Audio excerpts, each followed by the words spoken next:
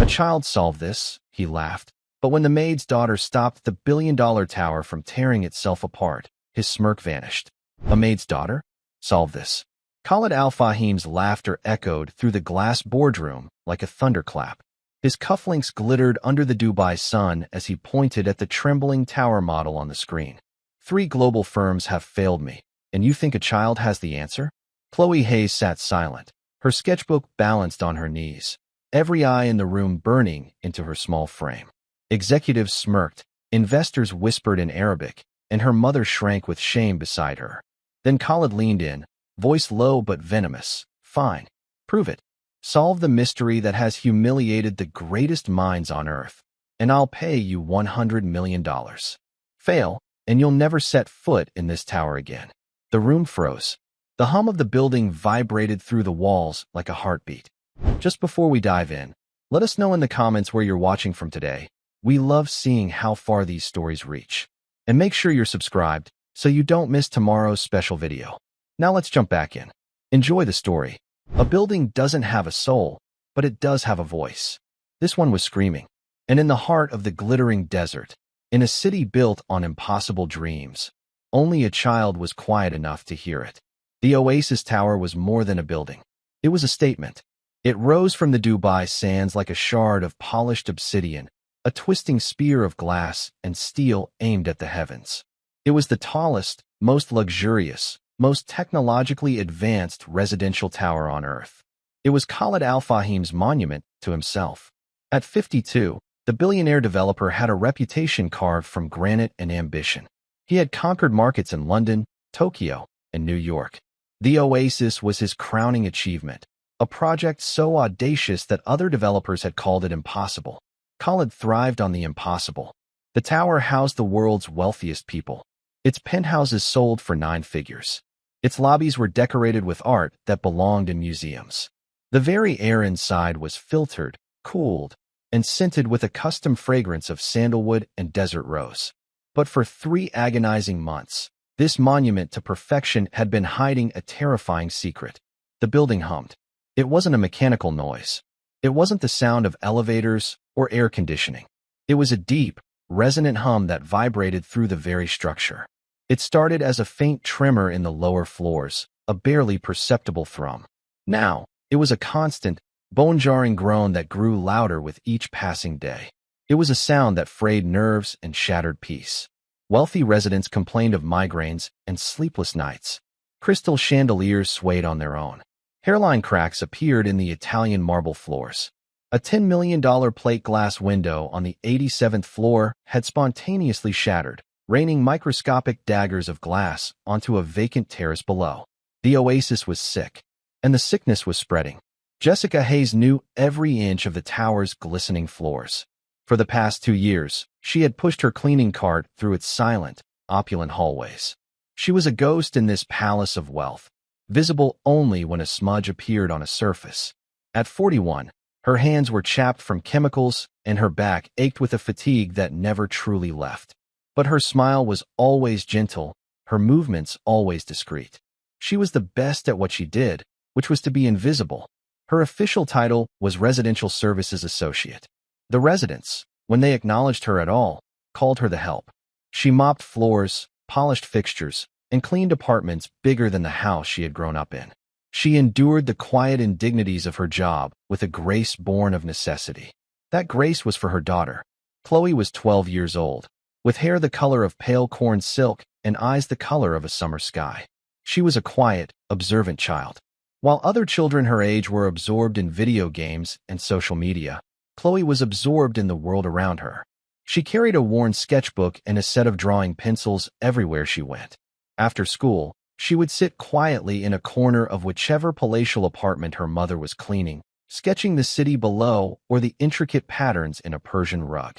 She was as invisible as her mother, a small, silent shadow in a world that wasn't meant for her. But Chloe noticed things. She noticed the way the security guard's shoulders tensed when the humming grew louder. She noticed the nervous glances the engineers exchanged in the service elevators. And she felt the building's sickness more than anyone.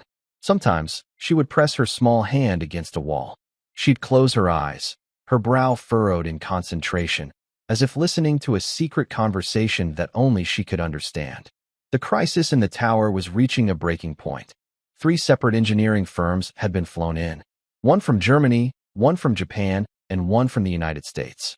They had brought with them the world's most advanced diagnostic equipment. They had run seismic tests, structural analyses, and computer simulations that cost millions. For 94 days, the brightest minds in architecture and engineering had tried and failed to solve the puzzle. Their reports filled 1,000 pages with complex jargon and technical data, but they all ended with the same humiliating conclusion: we don't know. The building was a marvel of modern engineering. According to every blueprint, every stress test, and every calculation, it should have been perfectly silent. The hum was, by all accounts, impossible. Khalid Al-Fahim's patience had evaporated. His morning meetings in the 120th floor boardroom had become legendary for their brutality. He paced the room like a caged leopard, his bespoke Italian suits unable to hide the raw tension in his shoulders. Coffee cups and discarded reports littered the massive mahogany table. His fury was a palpable force, a storm that made seasoned executives flinch. $150 million, he had roared at the lead architect, Preston Finch, during that morning's meeting. That is the value of the contracts I have lost this month. Residents are breaking their leases. New buyers are backing out. The world press is calling my masterpiece the Humming Tower of Terror. This building is becoming a global joke, and you sit here with your useless charts and tell me you need more time. Preston Finch, a celebrated architect from a prestigious Boston firm, sat frozen. His 6-figure salary, his awards, and his Ivy League education meant nothing now. He and his team had tried everything. They had blamed underground water tables, faulty construction materials, even atmospheric pressure. Each theory had been meticulously tested and proven wrong. The hum remained, a defiant mystery that mocked their expertise. The pressure was immense. The building's insurance underwriters were threatening to revoke their policy. The city's Building Safety Commission was considering a mandatory evacuation. Khalid wasn't just losing money, he was losing face. His reputation, the thing he valued above all else, was being destroyed by a sound he could not silence.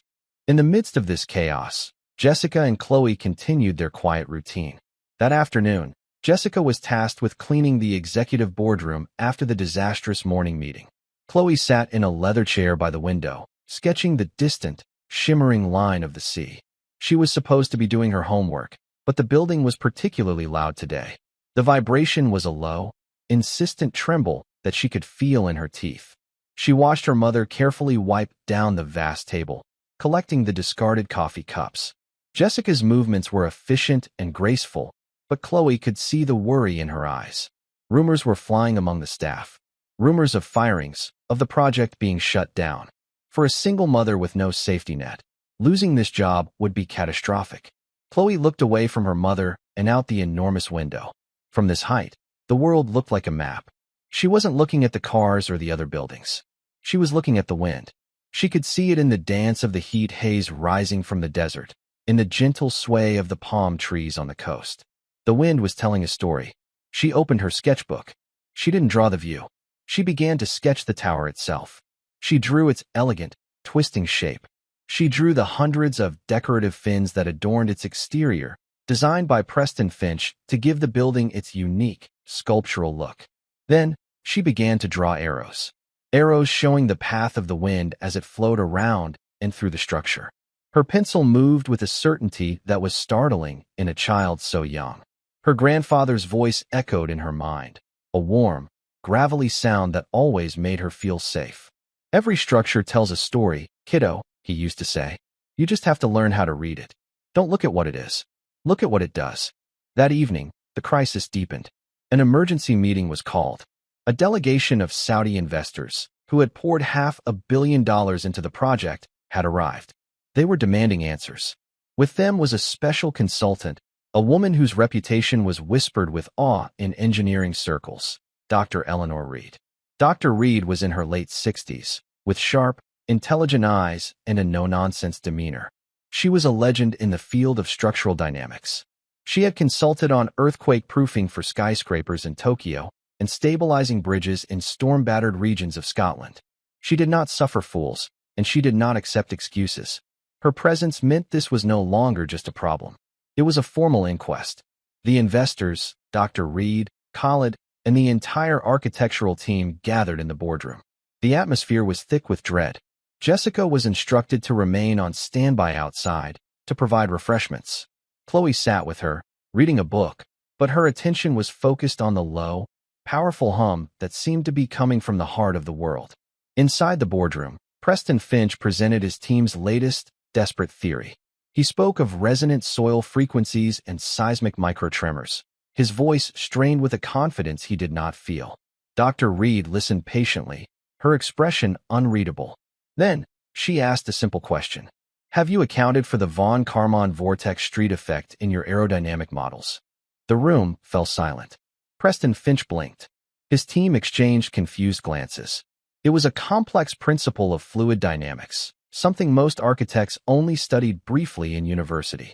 It had been dismissed early on as irrelevant. We considered it, Finch stammered, but the simulations showed a negligible impact. From her seat in the hallway, Chloe's head snapped up. She had heard that phrase before, in one of her grandfather's old, dusty textbooks. It was about the way wind behaved when it hit a cylindrical object, creating vortices or little whirlpools of air. She looked down at her sketchbook, at the arrows she had drawn. Suddenly, just as Dr. Reed was about to speak again, the building gave a violent shudder. A collective gasp came from inside the boardroom. The lights flickered. A long, spiderweb crack shot across one of the massive windows, stopping just inches from the center pane. Panic erupted. The investors shouted in Arabic. Preston Finch's team stared in horror at the cracked window. Khalid Al-Fahim stood up, his face a mask of cold fury. Enough, he commanded, his voice slicing through the chaos. This meeting is over. Finch, your team is fired. All of you, get out of my building. He turned to the investors. I will handle this. His gaze swept the room, and then the hallway. It landed on Jessica, who was standing frozen, holding a tray of coffee cups. His eyes, full of rage and humiliation, then moved down to the small, blonde girl sitting beside her. This is what my project has become, he said, his voice dripping with contempt. A circus of incompetence, with an audience of cleaners. He gestured dismissively at Jessica and Chloe. Deadweight. Distractions we can no longer afford. The words hit Jessica like a physical blow. She flinched, her face pale. She grabbed her daughter's arm, ready to pull her away, to disappear as she was trained to do. But Chloe didn't move. Her heart was pounding, not with fear, but with a sudden, fierce clarity. She saw the terror in her mother's eyes. She saw the undeserved shame on Preston Finch's face. And she heard the building scream. That's when Chloe made her mistake. Or perhaps it was her destiny. She stood up. Sir, she said, her voice small but clear in the stunned silence. It's not the ground. It's the wind. You're all listening for a hum, but you should be listening for a whistle. 200 eyes turned to stare at her. The investors, the engineers, the formidable Dr. Reed, and the furious, humiliated billionaire. Khalid Al-Fahim stared at the child, his expression shifting from rage to disbelief, and then to a cruel, calculating amusement.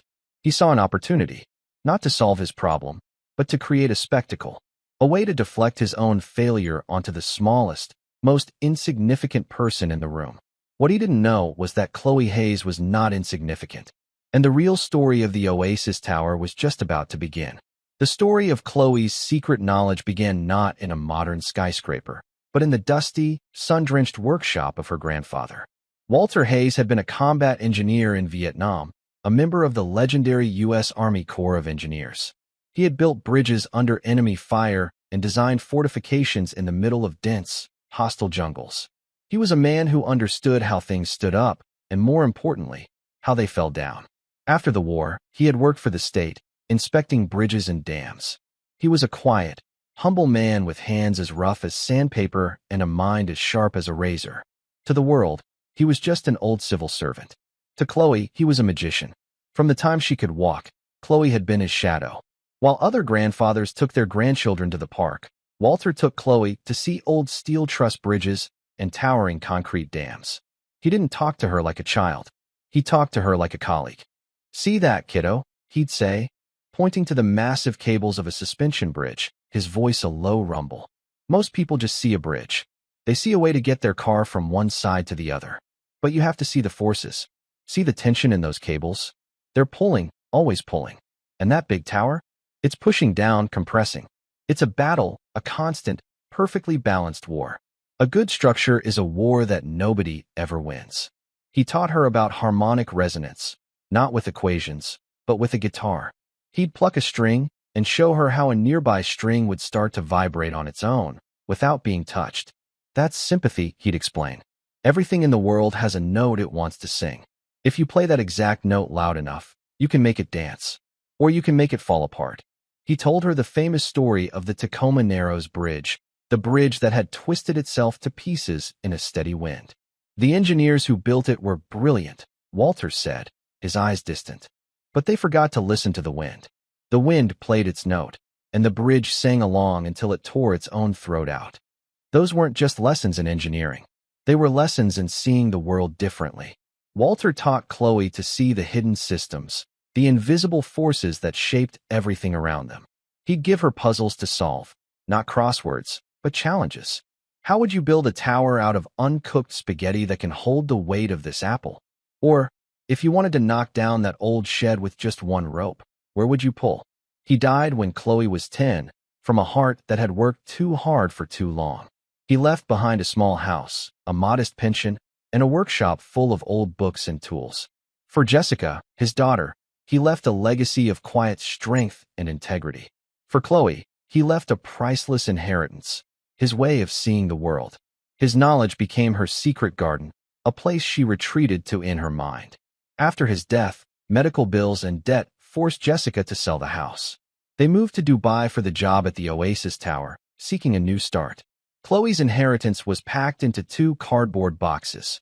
Her grandfather's most cherished engineering textbooks, filled with his handwritten notes in the margins. At night, in their small, sterile apartment, she would read them for hours.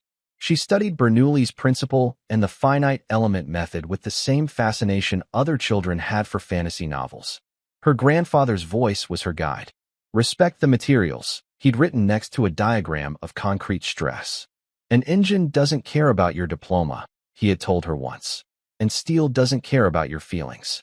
They only respond to the truth. Now, standing in that boardroom, facing the cold fury of Khalid Al-Fahim, Chloe felt her grandfather's presence beside her. She wasn't just a scared 12-year-old. She was Walter Hayes's granddaughter. And this building, like one of her grandfather's bridges, was trying to tell a story.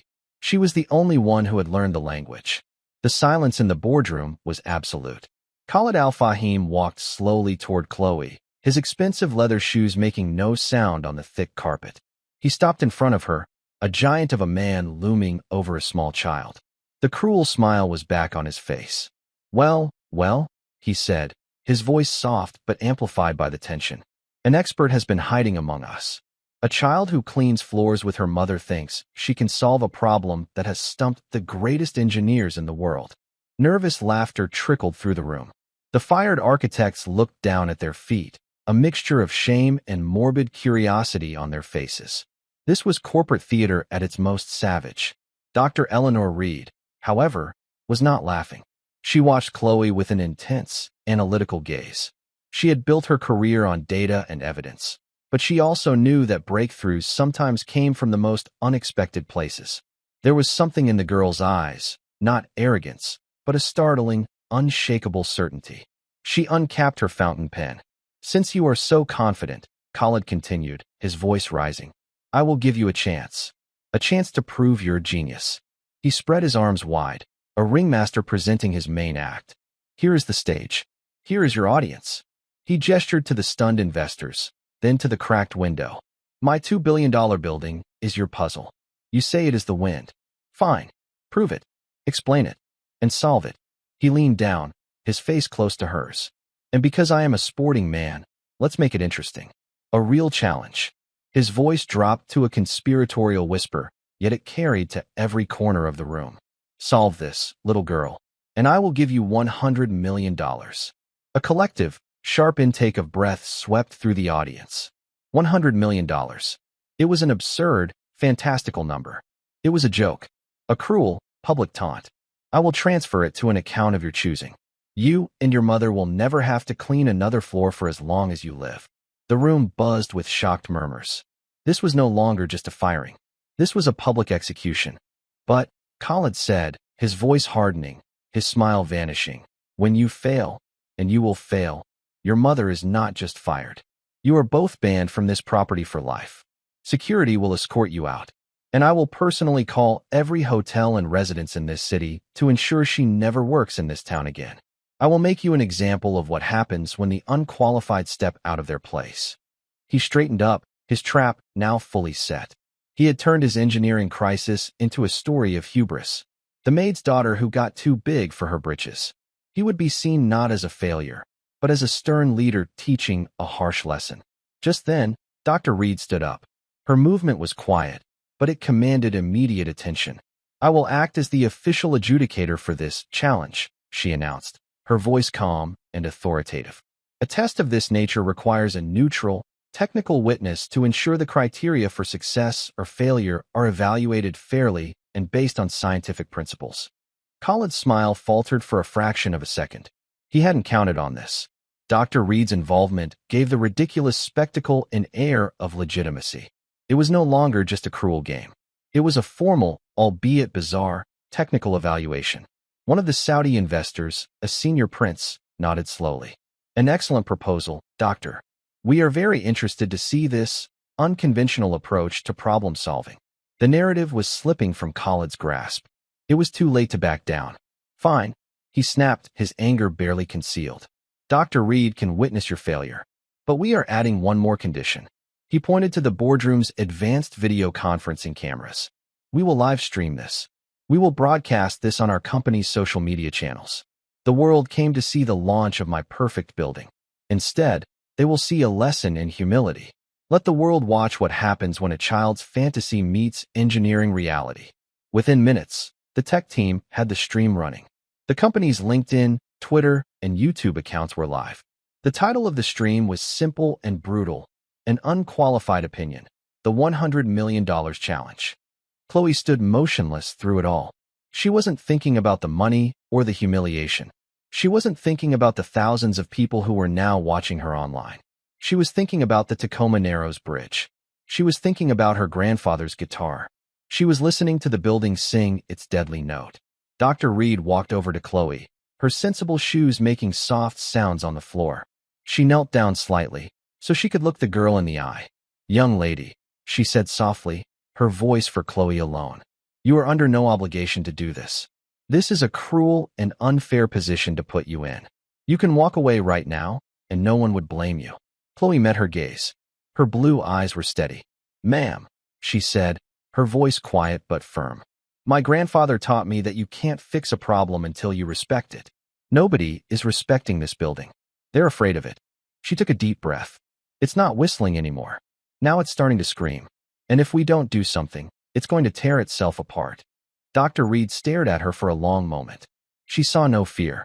She saw no childish fantasy. She saw the same focused, analytical spark she had seen in the eyes of the best engineers she had ever known. A gift that had nothing to do with age or degrees. She stood up and turned to the room.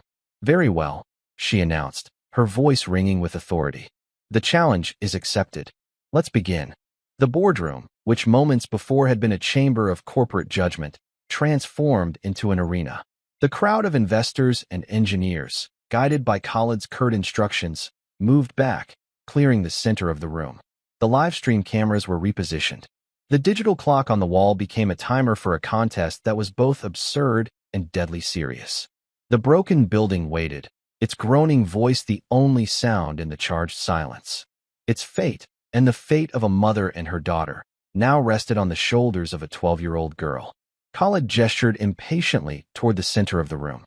"The stage is yours, little expert. The world is watching. Do not waste our time." Chloe paid him no mind. Her focus was absolute.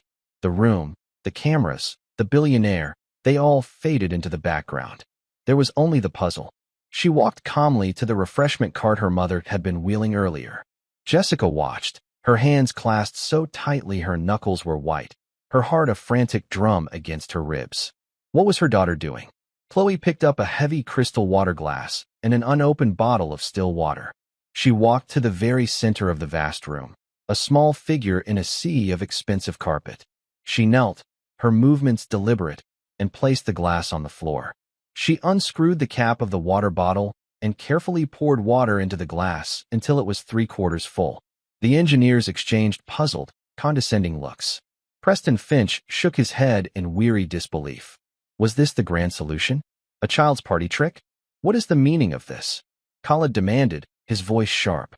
If you are thirsty, my staff can assist you. Chloe ignored him. She pointed a small finger at the glass. Look, she said, her voice clear and calm. Everyone leaned in. The camera operators zoomed their lenses for the global audience. At first, there was nothing. The water was perfectly still. Then, as the building emitted another of its low, groaning hums, a change occurred. The surface of the water began to tremble. It wasn't a random sloshing. Tiny, concentric ripples appeared, emanating from the center of the glass in a perfect, hypnotic pattern. The ripples were fast, vibrating with a high frequency that made the water's surface look like shimmering silk. It's just a vibration, one of the junior architects muttered. We've known the building is vibrating for 3 months. No, Dr. Reed said, her eyes narrowed in concentration. She took a step closer. Look at the consistency. The wavelength is almost perfectly uniform. This isn't chaotic structural shaking. This is the frequency. Chloe looked up at Dr. Reed, a flicker of acknowledgement in her eyes. It's a note, Chloe confirmed. The building is playing a note. You can't hear it properly because it's too high, and it's buried under the low rumbles of the whole structure shaking. It's like a dog whistle. The sound that's hurting the building isn't the big hum everyone hears. The hum is just the symptom. The disease is the whistle. A murmur of intrigued speculation went through the room. The concept was so simple, yet so contrary to all their complex analyses. They had been searching for a beast and had missed the mosquito. A whistle. Khalid scoffed, though his voice had lost some of its booming certainty. This is not a school science fair. Do you have any proof? Any data to support this childish theory? Yes, Chloe said simply. I do. Can I please see the full architectural blueprints of the tower? The final construction set, and the aerodynamic report from the wind tunnel simulation. The request was so professionally specific, so technically precise, that it stunned the room into silence once more. Preston Finch's jaw tightened.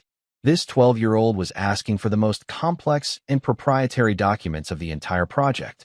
That is absurd, Finch began, his professional pride stung. Those documents are highly confidential. They contain terabytes of data. You wouldn't even know how to read them. Before Khalid could agree, Dr. Reed intervened. Her voice was steel. Mr. Finch, your team was fired for failing to interpret that very data. The girl has presented a testable hypothesis. As the adjudicator of this challenge, I am formally requesting you provide the documents. Or are you afraid a child might see something your entire firm missed? The challenge hung in the air, sharp and unavoidable. Humiliated, Finch turned to his assistant. Bring the schematics, the master files on the portable drive, and project them on the main screen. Minutes later, the massive screen at the end of the boardroom, usually reserved for investor presentations, flickered to life. A dizzyingly complex image appeared, a three-dimensional, rotating wireframe model of the Oasis Tower. Thousands of lines, numbers, and structural notations covered the screen. Chloe walked toward the screen, her small form silhouetted against the glowing schematics. She asked the technician to isolate the exterior shell and the aerodynamic stress charts. She scanned the complex data, her eyes moving with a speed and comprehension that was unnerving. The engineers, who had spent months poring over these same charts, watched in baffled silence. To them, it was a familiar sea of data. To Chloe, it was a storybook she knew by heart. There, she said, pointing to a section of the report. The data showed airflow patterns around the middle third of the tower, where the wind speeds were highest. Your wind tunnel test was right, but you were looking for the wrong thing. You were looking for lift and drag, for overall structural stress. You weren't listening. She turned to face the room. My grandfather built bridges. He told me that when wind hits a wire, it sings. If you have a lot of wires, all tuned the same, the wind can turn them into a harp. A very, very powerful harp. She looked back at the screen and asked the technician to zoom in on the tower's profile. These fins, she said, pointing to the hundreds of elegant, blade-like structures that ran vertically up the building's sides. Mr. Finch designed them to make the building look beautiful, like a sculpture. But he did his job too well. She traced a line with her finger on the screen. They are perfectly spaced. Every single one is exactly 2.8 meters from the next. They are identical in shape, size, and tension. They are perfectly uniform. She turned to face the stunned architects. "You didn't build a skyscraper," she said, her voice filled with a sudden, profound gravity. "You built the largest flute in the world." The room was utterly still. Dr. Reed stared at the screen, then at Chloe, a look of dawning, brilliant comprehension on her face. She began scribbling furious calculations in her notebook. Chloe continued, her voice echoing her grandfather's lectures in his dusty workshop. "It's called aeolian vibration. When the wind from the desert, which is very steady here, blows past these fins at a certain speed, it creates vortices, little whirlpools of air. These vortices create a pulse, a vibration, a note. Because every fin is identical, they all start to vibrate at the exact same frequency. They sing the same note. It's a high C sharp, if you could hear it." She pointed back at the glass of water, where the ripples were still shimmering. "That's the note, right there. It's a very high frequency. Alone, it's nothing. But hundreds of them, all singing together, create harmonic resonance. They are amplifying each other, feeding back into the building's main structure. The entire tower is a giant tuning fork, being played by the wind." The science was so pure, so elegant, that it was undeniable. The impossible hum was not impossible at all. It was a predictable, textbook phenomenon that had been hidden in plain sight, concealed by its own aesthetic perfection. The flaw wasn't a mistake in construction. The flaw was the design itself. Khalid Al-Fahim stared at the screen, his face pale. The architect, Preston Finch, sank slowly into a chair, his head in his hands. He had been so proud of those fins. They were his signature, the element that had won him the design award. And they were the very thing destroying the building from the inside out. An engineer finally spoke, his voice trembling with excitement and shame. "So what do we do? We'd have to remove every fin on the building? That would take years. It would cost hundreds of millions of dollars. We'd have to close the tower." Khalid looked like he was going to be sick. The proposed solution was as catastrophic as the problem. "No," Chloe said quietly. "You don't have to do that. That's the hard way. My grandpa always said the best solution is the simplest one you haven't thought of yet." She walked back to the screen. "You don't have to stop the music. You just have to change the song." She asked the technician to bring up a close-up rendering of a single fin. It was a sleek, aerodynamic blade of carbon composite. "The problem is the perfect, uninterrupted flow of air over the edge. If you disrupt that flow, you disrupt the vibration. You break the harmony." She took a dry erase marker and walked up to the massive screen. With a steady hand, she drew a small, simple shape on the leading edge of the fin. It looked like a small, narrow strip or a spoiler. "You need to install these," she explained. "Small metal or composite baffles. They only need to be about 2 centimeters tall and run the length of the fin. You don't put them on all of them. You create a non-uniform pattern. You put one on the first fin, skip 2. Put one on the fourth, skip 1. You make them random. This will break up the airflow. It will create microturbulence. Each fin will start to vibrate at a slightly different frequency. They will no longer sing in tune. They will cancel each other out." She put the cap back on the marker. "The whistle will stop. And when the whistle stops, the hum will disappear. The building will go quiet." The solution was breathtakingly simple. It was not about brute force or deconstruction. It was about a subtle, intelligent disruption. It was an $80 fix for a $200 million problem. It was the kind of brilliantly practical wisdom that came not from a university classroom, but from a lifetime spent understanding how the real world actually worked. The boardroom was silent for a full minute. The engineers stared, their minds racing, running the calculations, seeing the undeniable logic. The investors murmured to each other in Arabic, their expressions a mixture of shock and profound admiration. Jessica stood by the wall, tears streaming silently down her face. She wasn't crying from fear anymore. She was crying with a pride so immense it felt like her heart would burst. Finally, Dr. Reed looked up from her notebook. She had been running her own calculations, cross-referencing Chloe's theory with known aerodynamic principles. She looked at Khalid, then at the investors. In my 45 years as a structural engineer, she announced, her voice resonating with absolute authority, I have never witnessed a more elegant or insightful diagnosis of a complex dynamic failure. The girl is correct. Her analysis is sound, her theory is valid, and her proposed solution is nothing short of brilliant. She turned to Chloe, and for the first time, a warm, genuine smile touched her lips. Walter Hayes would have been very, very proud of you. The live stream chat, which had been a torrent of mockery and sarcastic comments, had gone completely silent, then exploded into a frenzy of awe. Screenshots of Chloe's explanation were being shared across the globe. The title of the stream, An Unqualified Opinion, was now a staggering, global irony. Khalid Al-Fahim stood as if turned to stone. His face was a canvas of warring emotions. Fury at his own public humiliation, disbelief at the impossible scene unfolding before him, and a dawning, terrifying respect for the child he had tried to crush. He had staged a public execution, and instead, he had presided over a coronation. Run a simulation, he finally choked out, his voice a hoarse whisper. He pointed a trembling finger at one of the stunned engineers. Now, model her solution. I want to see the numbers. The engineering team, jolted back to life, scrambled to their laptops. They worked with a frantic energy, their fingers flying across their keyboards.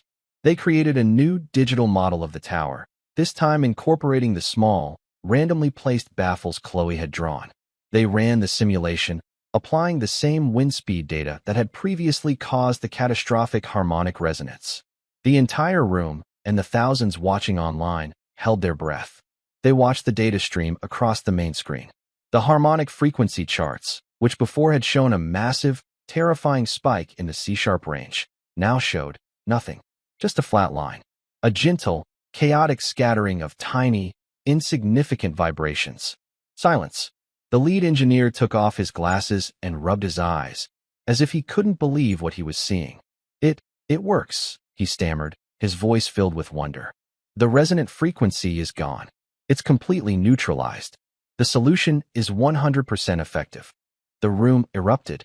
The investors cheered and applauded. The engineers, their professional jealousy replaced by pure admiration, joined in. Dr. Reed was beaming, clapping her hands with genuine delight. It was a moment of pure, intellectual triumph. In the center of it all stood Chloe, a small, calm island in a storm of celebration. She looked past the cheering crowd, her eyes finding her mother's. Jessica rushed forward, wrapping her daughter in a fierce hug, burying her face in Chloe's pale blonde hair, her quiet sobs the only sound of dissent in a room full of joy. Khalid Al-Fahim watched them. He watched the mother holding her child, the two of them a world unto themselves. His $2 billion tower had been saved. His reputation, however, was in ruins. He had been proven a fool on a global stage. But as he looked at the quiet dignity of the girl who had bested him, another feeling began to surface, something more complex than anger or shame. It was a feeling of profound, humbling awe. The challenge was over. The puzzle was solved. But the reckoning was just beginning. He had made a promise in front of the entire world. A promise of $100 million. And now he had to pay. The applause eventually subsided, replaced by a thick, expectant silence that was heavier than the tower's oppressive hum had ever been. The elation of the solution evaporated, leaving behind the stark reality of the promise. Every eye in that room, and the thousands still glued to their screens around the globe, turned to Khalid Al-Fahim. He stood alone, a solitary island in a sea of his own making, his face an unreadable mask of granite. The world's most expensive IOU had just come due, and the creditor was a 12-year-old girl in a simple cotton dress. He had two choices, both of them a form of corporate suicide. He could pay the $100 million. The sum itself, while staggering, was manageable, a painful but not a fatal wound to his vast fortune. But the cost to his pride would be incalculable. It would be an eternal monument to his own failure, a story told with relish by his rivals for decades to come. He would be rewarding the child who had, in the space of an hour, single-handedly exposed the gilded incompetence of his entire handpicked, multi-million-dollar team. Or he could refuse. His legal department was a legion of the sharpest, most ruthless minds in the world. They could tie this up in court for years. They could argue that the challenge was a moment of duress, a non-binding piece of corporate theater, an unenforceable, hyperbolic statement. He would save the money, but his word, the bedrock upon which his empire was built, would be shattered. In the high-stakes world of global finance and development, a man's word is his bond. Breaking it to a child on a live international feed would not be seen as shrewd business. It would be seen as pathetic. He would be branded forever as the bully billionaire who cheated a little girl. His gaze fell on Jessica, who had instinctively moved to stand in front of her daughter, her hand a protective shield on Chloe's shoulder. He saw the terror in the mother's eyes, a fear born of a lifetime of powerlessness. But beneath it, a new fire was kindling, a steely resolve he had not seen before. He then looked at Chloe. The girl met his stare without flinching.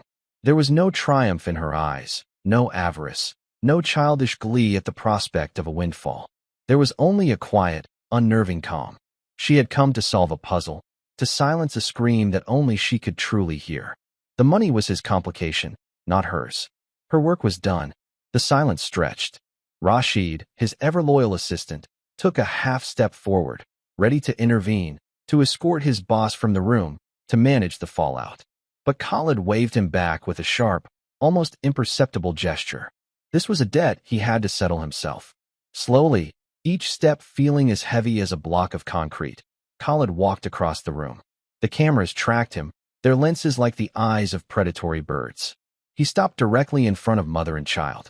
The vast difference in their stations, the titan of industry and the cleaner's daughter, had never been more stark, yet the balance of power had never been more uncertain. "You have a name?" he asked, his voice low and gravelly, stripped of its usual booming authority. "Chloe," she said, her own voice clear and steady. "Chloe Hayes." He gave a short, sharp nod, as if committing the name to memory. He turned his head slightly, his eyes finding his personal assistant in the crowd. "Rashid," he commanded, his voice regaining a sliver of its familiar power. "Get Minister Al-Jamil from the finance office on the line." Now, Rashid, visibly relieved to have a task, fumbled for his phone. A wave of murmurs rippled through the room. The investors leaned forward. This was it. Tell the minister to set up a trust. A blind trust, administered by the Swiss National Bank. Khalid's voice was crisp, decisive. The beneficiary is to be registered as Chloe Hayes. The principal amount will be $100 million. A collective, sharp intake of breath swept through the audience. A series of stunned gasps echoed from the laptop speakers broadcasting the live feed. He wasn't just doing it. He was doing it with unimpeachable formality. Khalid raised a hand for silence, cutting off the rising tide of astonishment. He was not finished. "The trust will be independently managed. I want no connection to it." "Dr. Reed," he said, turning to the engineer, who looked at him with a newfound respect, "I would be honored if you would agree to serve as the trust's primary overseer. Your integrity is beyond question." Dr. Reed, caught by surprise, simply nodded, a gesture of profound acceptance. "The funds," Khalid continued, his eyes returning to Chloe, "will be made available to you upon your 21st birthday, not a day before. Until then, the trust will generate enough income to cover all of your living expenses and the full, unconditional cost of your education. You may choose any preparatory school, any university, any doctoral program in the world. It will be paid for. Do you understand?" It was a masterful maneuver. He was honoring his promise to the letter, but simultaneously recasting himself. He was no longer the humbled fool, but the wise benefactor, the responsible guardian of a prodigious talent. It was not a capitulation, it was an investment in genius. A grand, public gesture of patronage. His business concluded, he turned his attention to Jessica, who stood frozen, her mind unable to process the sheer scale of what was happening. "Madam Hayes," he said, the formal address a stark departure from his earlier contempt. "Your employment contract as a residential services associate is terminated. Effective immediately."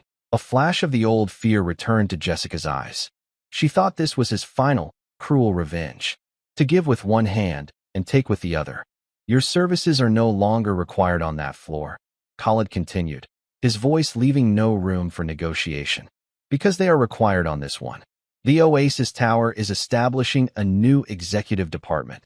the Department of Structural Oversight and Systems Integrity, a position I have just created. You will be its first director. He let that sink in. Your daughter has taught me a very expensive lesson.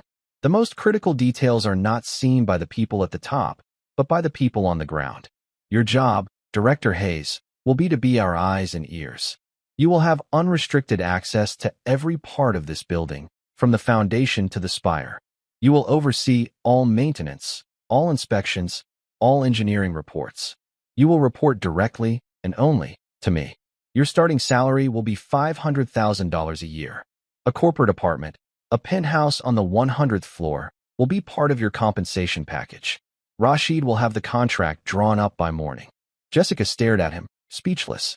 Tears welled in her eyes, but this time they were not of fear or pride, but of sheer, disbelieving shock. She looked at her daughter, whose quiet confidence had just shattered their world and rebuilt it in a way she could never have imagined. The next few days were a whirlwind of managed chaos. While lawyers finalized the trust and the employment contract, Dr. Reed personally supervised the tower's retrofitting. A team of specialist aerodynamic engineers, flown in from Germany, worked from dawn until dusk. They moved like spiders on the building's glass skin, suspended on high-tech platforms hundreds of feet in the air.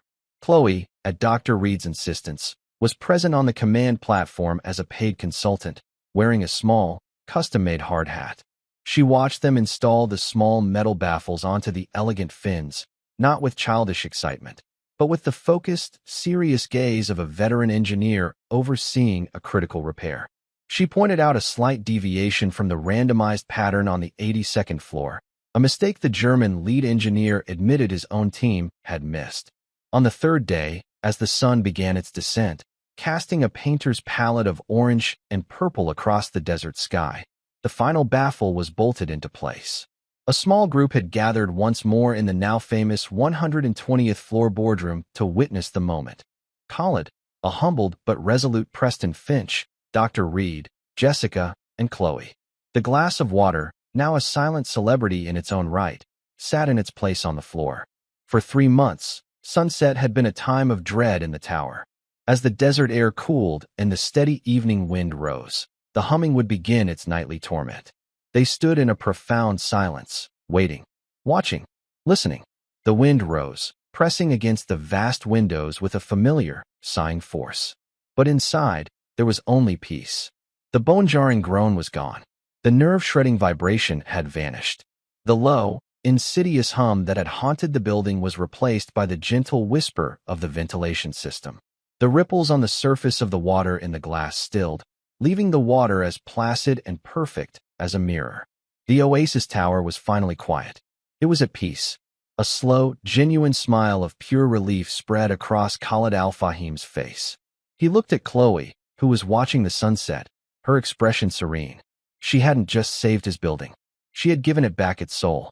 The story of the maid's daughter and the billionaire's wager became an instant global legend. It was dissected on news channels, studied in business schools, and debated by engineers. It was a modern fable about wisdom, humility, and the extraordinary power that lies dormant in the most unexpected people. Chloe Hayes never pursued a formal career in engineering. The trust fund provided her with a freedom few people ever know. But her intellectual curiosity, ignited in her grandfather's workshop, was a fire that never went out. With Dr. Reed as her lifelong mentor, she traveled the world, studying at the feet of masters in architecture, physics, and material science. She didn't collect degrees for status or a career, but for the pure love of the puzzle, for the deep, quiet joy of understanding how the world fit together. Years later, she established the Walter Hayes Foundation, a multi-billion-dollar endowment that provided scholarships for gifted, underprivileged students who wanted to build, create, and solve the world's toughest problems. Jessica Hayes, now Director Hayes, became one of the most respected figures in Dubai's real estate world. She ran her department with the same meticulous care and quiet dignity she had once used to push a cleaning cart. She never lost the perspective from the ground floor. She knew the names of every security guard, maintenance worker, and cleaner in the tower. She treated them with a respect that bred a fierce loyalty, transforming the tower's corporate culture from one of fear to one of collective pride. She was the heart of the tower, its guardian, its soul. And Khalid al-Fahim was a changed man. The public humiliation had been a brutal but effective cure for his hubris. He went on to build other, even more audacious buildings, but his approach was different. He now held listening sessions before breaking ground, consulting not just with his high-priced architects, but with local tradesmen, with community elders, with the very people who would one day build and maintain his creations. He and Chloe maintained an unlikely, lifelong friendship. Once a year, on the anniversary of the challenge, she would dine with him in his private suite. He would present her with the most complex structural problem he was currently facing, and she, over dessert, would sketch the elegant, simple solution on a napkin. It was a ritual of respect, a quiet acknowledgement of the debt he could never truly repay. Years later, a young journalist, writing a feature for a major architectural magazine, was granted a rare interview with Chloe. They stood together on the observation deck of the Oasis Tower, the silent, magnificent structure a testament to her legacy. "Everyone calls you a genius," the journalist said. "What's the secret? How did you see something that dozens of the world's best experts missed?" Chloe looked away from the breathtaking view and met the journalist's eyes. Her gaze was as clear and calm as it had been in the boardroom all those years ago. "There's no secret," she said softly. "It's just about perspective. Most people look at a tall building like this, and they only see the height. They're impressed by the part that touches the sky. They forget to pay attention to the foundation, and they forget to listen to the wind." She paused, a thoughtful expression on her face. "My grandfather taught me that the most important lessons aren't found in the boardroom at the top. They're found on the ground floor, where the real work gets done. You just have to be humble enough to look down and quiet enough to listen." From the highest point in the glittering city of impossible dreams, the quietest voice had spoken the loudest and most enduring truth. And the world, for once, had been wise enough to hear it. And that's where we'll end the story for now. Whenever I share one of these, I hope it gives you a chance to step out of the everyday and just drift for a bit. I'd love to know what you were doing while listening. Maybe relaxing after work, on a late-night drive, or just winding down. Drop a line in the comments. I really do read them all. And if you want to make sure we cross paths again, hitting like and subscribing makes a huge difference. Thanks for spending this time with me.